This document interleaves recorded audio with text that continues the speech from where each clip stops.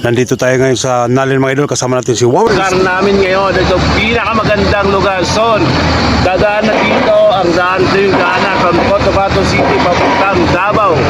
Ayan, dito kami sa lugar namin guys. Tara! At aming ipakita sa inyo ang bagong tulay dito na ginagawa mga idol.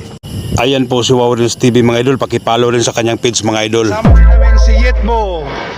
So ganito ang buhay namin sa probinsya mga idol. Ang napakagandang tanawin at ilog na malinis mga idol.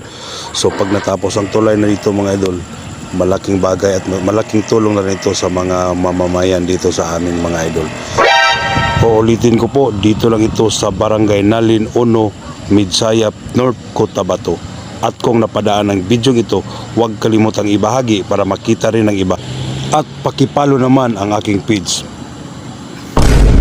Ito po si Ruth Talandron at nagsasabing, ingat tayo palagi, maraming salamat.